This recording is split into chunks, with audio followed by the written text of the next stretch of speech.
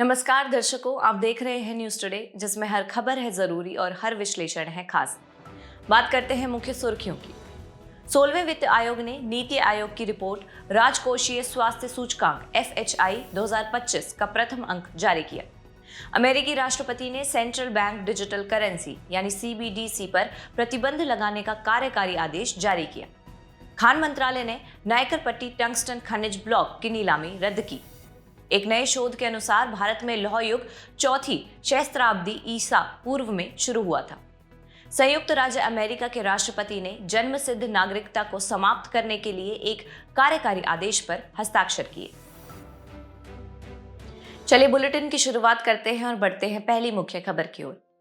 16वें वित्त आयोग ने नीति आयोग की रिपोर्ट राजकोषीय स्वास्थ्य सूचकांक FHI 2025 का प्रथम अंक जारी किया। राज्य 2/3 सार्वजनिक व्यय और 1/3 राजस्व का प्रबंधन करते हैं। साथ ही वे विकास और अवसंरचना में प्रमुख भूमिकाएं भी निभाते हैं। इससे उनका राजकोषीय स्वास्थ्य राष्ट्रीय प्रगति के लिए महत्वपूर्ण हो जाता है। चलिए सबसे पहले राजकोषीय स्वास्थ्य सूचकांक FHI 2025 के मुख्य बिंदुओं पर एक नजर डालते हैं। पहला है शीर्ष प्रदर्शन करने वाले राज्य। ओडिशा ने राजकोषीय स्वास्थ्य में उत्कृष्टता हासिल की है। साथ ही ऋण सूचकांक और ऋण स्थिरता रैंकिंग में सर्वोच्च सूचकांक स्कोर प्राप्त किया है। दूसरा है एस्पिरेशनल यानी आकांक्षी राज्य।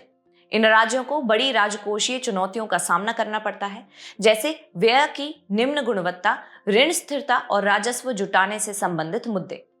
इसके अलावा राजस्व संग्रहण की बात करें तो गोवा, तेलंगाना और उड़ीसा राजस्व संग्रहण में अग्रणी है। तथा पूंजीगत व्यय देखें तो अचीवर यानी सफल और फ्रंट रनर राज्य अपने विकास संबंधी व्यय का लगभग 27% पूंजीगत व्यय के लिए आवंटित करते हैं। इसके विपरीत परफॉर्मर यानी निष्पादक और एस्पिरेशनल राज्य अपने विकास संबंधी व्यय का केवल लगभग 10% ही आवंटित करते हैं।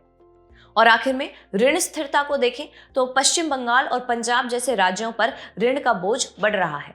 इससे ऋण स्थिरता को लेकर चिंताएं बढ़ रही हैं। खबर में आगे बढ़ने से पहले राजकोषीय स्वास्थ्य सूचकांक यानी FHI 2025 के बारे में जान लेते हैं। इसका उद्देश्य संतुलित क्षेत्रीय विकास और आर्थिक स्थिरता को बढ़ावा देने के लिए राज्यों के राजकोषीय स्वास्थ्य का मूल्यांकन करना है। यह 18 प्रमुख राज्यों के राजकोषीय स्वास्थ्य का आकलन करता है। आपको बता दें कि यह 5 प्रमुख उप सूचकांकों पर आधारित है, जो है व्यय की गुणवत्ता, राजस्व संग्रहण, राजकोषीय विवेकशीलता, ऋण सूचकांक और ऋण स्थिरता। इसी के साथ आइए राजकोषीय स्वास्थ्य सूचकांक का महत्व भी जान लेते हैं। सबसे पहले है राजकोषीय स्वास्थ्य ढांचा। यह राजकोषीय समेकन, पारदर्शिता और संसाधन प्रबंधन में सहायता करता है। इसके अलावा यह राष्ट्रीय विजन का समर्थन करता है। सूचकांक से मिलने वाले परिणाम भारत के विकसित भारत 2047 को प्राप्त करने के व्यापक विजन के अनुरूप है, जहां राज्य स्तर पर वित्तीय अनुशासन देश के आर्थिक परिवर्तन में महत्वपूर्ण भूमिका निभाता है। चलिए इसी के साथ वित्तीय स्वास्थ्य सूचकांक FHI के अनुसार राज्य की श्रेणियां भी जान लेते हैं। पहला है अचीवर, जिसका FHI स्कोर 50 से अधिक है। यह वित्तीय स्वास्थ्य में शीर्ष प्रदर्शन करता है, जिसके अंतर्गत उड़ीसा, छत्तीसगढ़, गोवा, झारखंड और गुजरात जैसे राज्य हैं। फिर आता है फ्रंट रनर। इनका FHI स्कोर 40 से 50 के बीच है। यह मजबूत वित्तीय प्रदर्शन दर्शाता है, जिसमें महाराष्ट्र, उत्तर प्रदेश, तेलंगाना, मध्य प्रदेश और कर्नाटक आते हैं। इनके बाद है परफॉर्मर, जिसका FHI स्कोर 25 से 40 है। यह है मध्यम वित्तीय स्वास्थ्य, जिनमें तमिलनाडु, राजस्थान, बिहार व हरियाणा शामिल है। और आखिर में है एस्पिरेशनल। इनका FHI स्कोर 25 या उससे कम है। इसमें शामिल राज्यों को वित्तीय सुधार की आवश्यकता है और इसमें केरल, पश्चिम बंगाल, आंध्र प्रदेश एवं पंजाब जैसे राज्य शामिल हैं। अमेरिकी राष्ट्रपति ने central bank digital currency CBDC पर प्रतिबंध लगाने का कार्यकारी आदेश जारी किया। यह आदेश संयुक्त राज्य अमेरिका के अधिकार क्षेत्र में US central bank digital currency CBDC को जारी करने, प्रचलन में लाने और उपयोग करने पर प्रतिबंध लगाता है। US CBDC को डिजिटल डॉलर के रूप में भी जाना जाता है। चलिए सबसे पहले central bank digital currency CBDC के बारे में समझते हैं। CBDC देश की संप्रभु मुद्रा का इलेक्ट्रॉनिक संस्करण है। इससे संबंधित देश के केंद्रीय बैंक द्वारा जारी किया जाता है। यह क्रिप्टो करेंसी से अलग है, जो प्रकृति में विकेंद्रीकृत होती है। अब CBDC के प्रकार जानते हैं। पहला है होलसेल CBDC। वित्तीय संस्थानों और बाजार सहभागियों द्वारा बड़े पैमाने पर लेन देन के लिए इसका उपयोग किया जाता है, जैसे कि बैंकों के बीच अंतरण, प्रतिभूति निपटान आदि। दूसरा है रिटेल CBDC। इसे खुदरा उपभोक्ताओं, आम लोगों और व्यवसाय द्वारा दैनिक लेन देन करने के लिए उपयोग में लाया जाता है। ये दो प्रकार के होते हैं, टोकन आधारित और खाता आधारित। टोकन आधारित में निजी और सार्वजनिक कुंजियों का उपयोग करके एक्सेस किया जाता है। इससे अनाम यानी एनोनिमस लेन देन की सुविधा मिलती है। और खाता आधारित में उपयोगकर्ताओं को अपने खातों तक पहुंचने और उनको उपयोग करने के लिए डिजिटल पहचान की आवश्यकता होती है। आगे बढ़ते हुए CBDC की विशेषताएं भी जान लेते हैं। इसे भुगतान के माध्यम के रूप में अवश्य स्वीकार किया जाना चाहिए। ये वैध मुद्रा है तथा सभी नागरिकों, उद्यमों और सरकारी एजेंसियों द्वारा मूल्य का सुरक्षित भंडारण है। इससे उपयोग में सुविधा मिलती है। इससे मुद्रा जारी करने और लेन देन की लागत कम होने की उम्मीद है। साथ ही यह मौजूदा मुद्रा से अलग है। ये केंद्रीय बैंक यानी RBI की देनदारी है, ना कि किसी वाणिज्यिक बैंक की। CBDC से संबंधित समस्याएं देखें तो इसमें वित्तीय प्रणाली की स्थिरता को खतरा, व्यक्तिगत गोपनीयता और सुरक्षा संबंधी जोखिम, साइबर सुरक्षा चुनौतियां आदि शामिल हैं।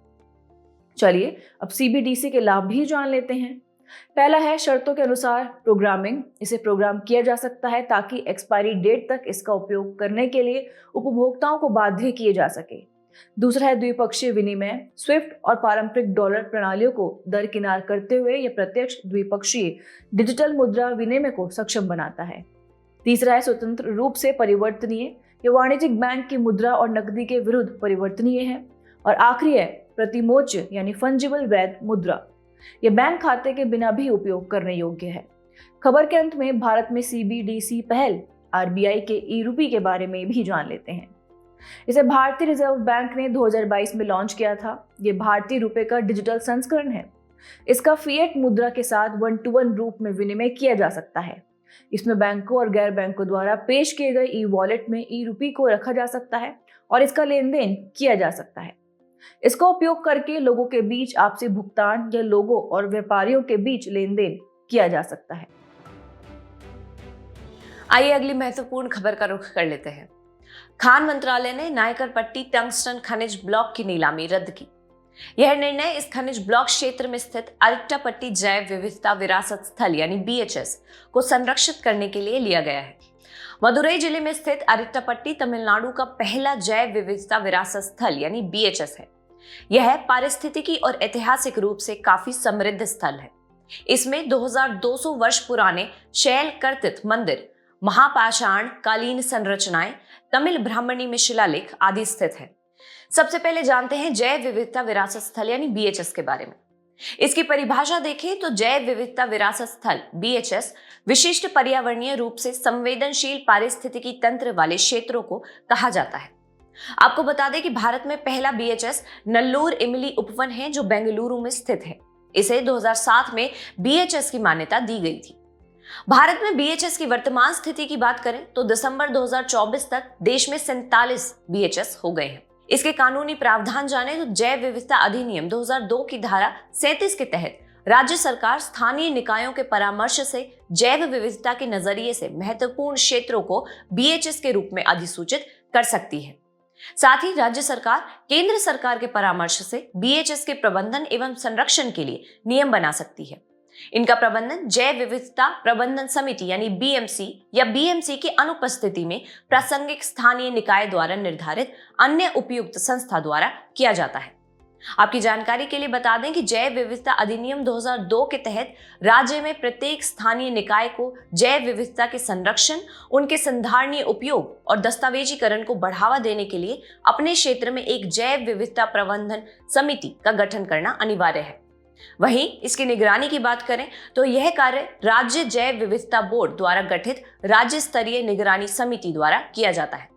सामान्यतः प्रस्तावित जैव विविधता विरासत स्थल यानी BHS के आसपास या भीतर रहने वाले समुदायों पर उनके पारंपरिक तरीकों या प्राकृतिक संसाधनों के उपयोग पर कोई प्रतिबंध नहीं लगाया जाता है।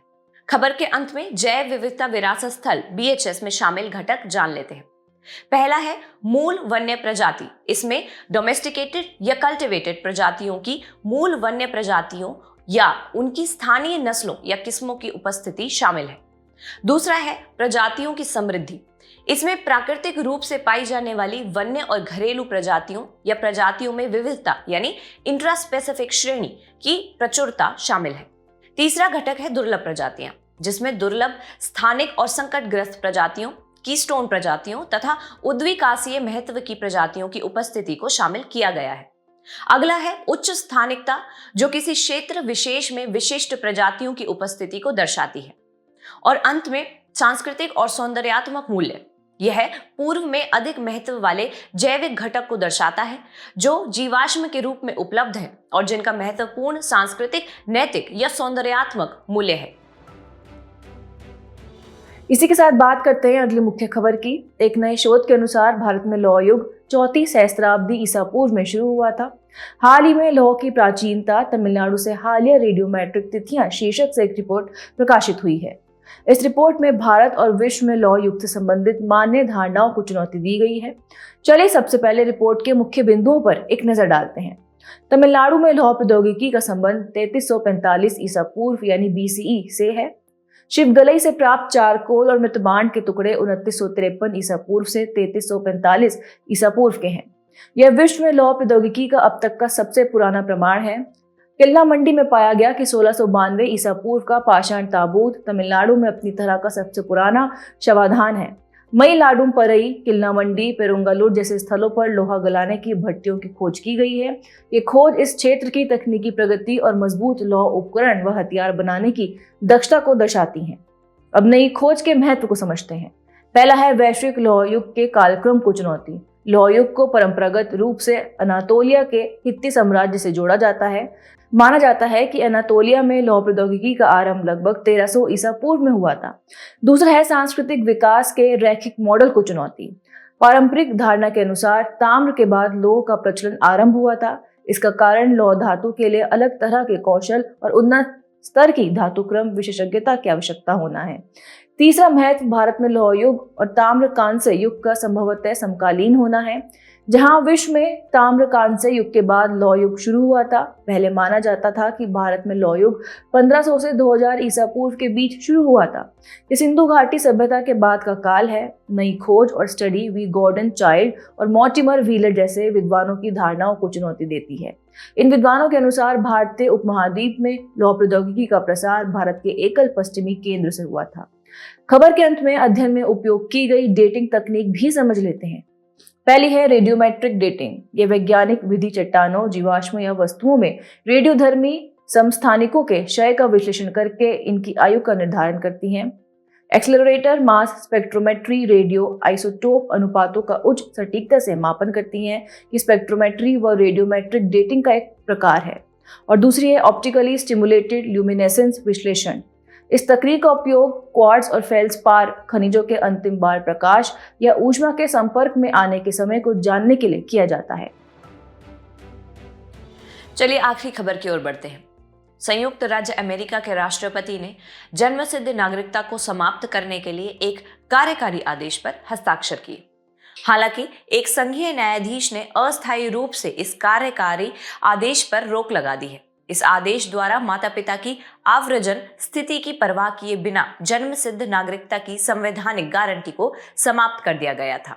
खबर की शुरुआत में अमेरिका में जन्म सिद्ध नागरिकता के बारे में जानते हैं।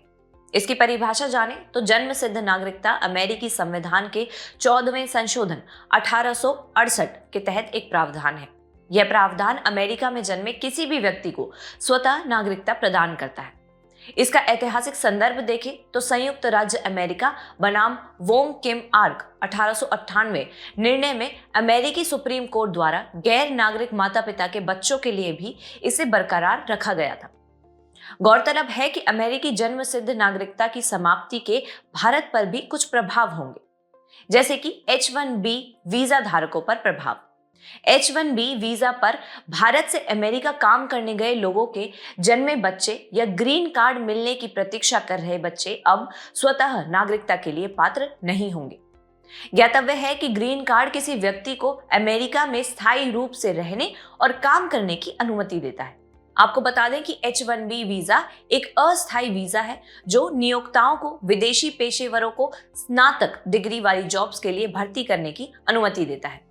इसके अलावा अस्थायी वीजा धारक भारतीय छात्रों और अस्थायी वीजा पर रहने वाले परिवारों को अमेरिका में जन्मे अपने बच्चों के लिए अमेरिका की नागरिकता हासिल करने में कठिनाइयों का सामना करना पड़ेगा। उल्लेखनीय है कि भारतीय छात्र अमेरिका में अंतर्राष्ट्रीय छात्रों के सबसे बड़े समूहों में से एक है। आप्रवास पर इसके प्रभाव को देखें तो यह कदम भारतीय पेशेवरों, छात्रों आदि को अमेरिका में बसने से हतोत्साहित करेगा और उन्हें कनाडा एवं ऑस्ट्रेलिया जैसे आप्रवास हितैषी देशों की ओर रुख करने के लिए प्रोत्साहित करेगा। और आखिर में बर्थ टूरिज्म पर अंकुश। इससे विशेष रूप से महिलाओं द्वारा बच्चे को जन्म देने के लिए अमेरिका की यात्रा करने संबंधी प्रवृत्तियों पर रोक लगेगी। अभी तक इस तरह से अमेरिका में जन्मे बच्चों के लिए अमेरिका की नागरिकता का दावा किया जा सकता था। खबर के अंत में भारतीय नागरिकता कानूनों के विकास को भी जान लेते हैं।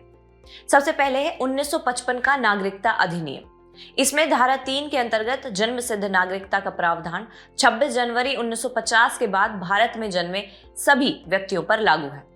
फिर है 1986 का संशोधन, जिसके अनुसार प्रवासी समस्या के चलते नागरिकता केवल उन्हीं बच्चों तक सीमित की गई जिनके माता पिता भारतीय नागरिक थे। फिर आता है 2003 का संशोधन, जिसके अनुसार अवैध प्रवासियों को बाहर रखा गया। यदि माता पिता में से कोई अवैध प्रवासी है तो बच्चा भारतीय नागरिकता के लिए पात्र नहीं होगा।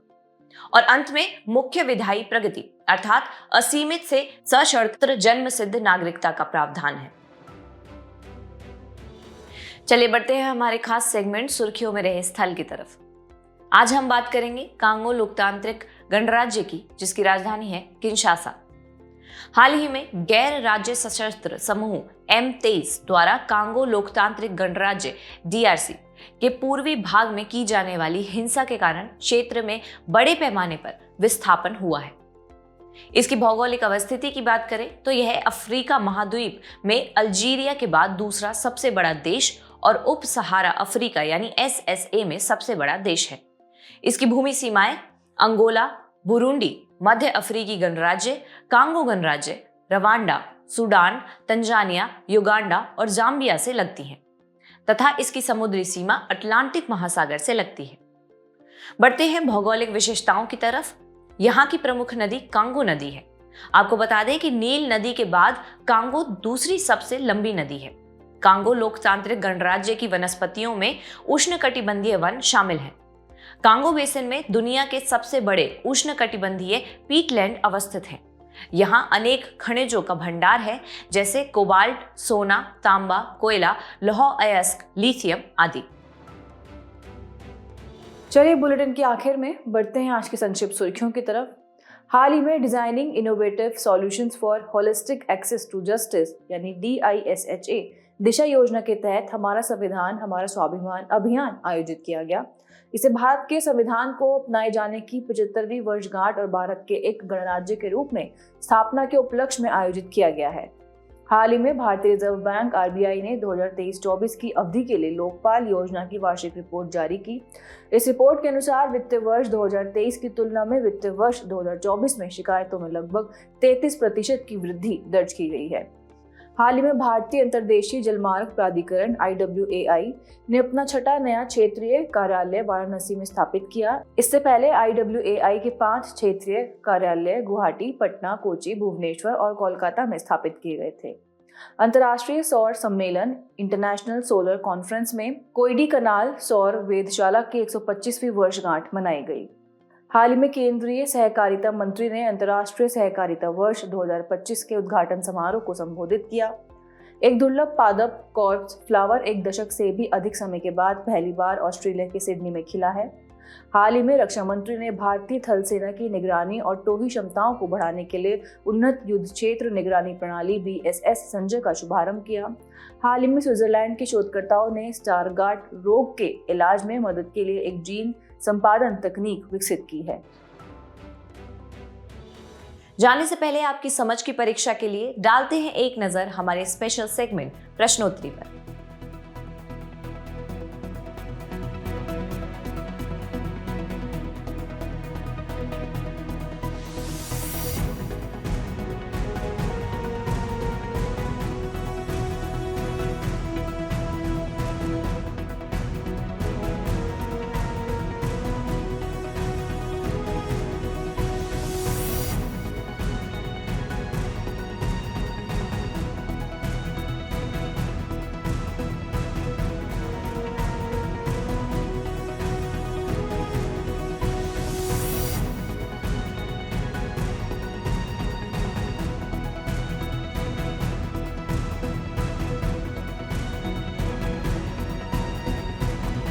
हमसे जुड़ने के लिए आपका धन्यवाद। उम्मीद है न्यूज़ टुडे का यह बुलेटिन आपको पसंद आया होगा।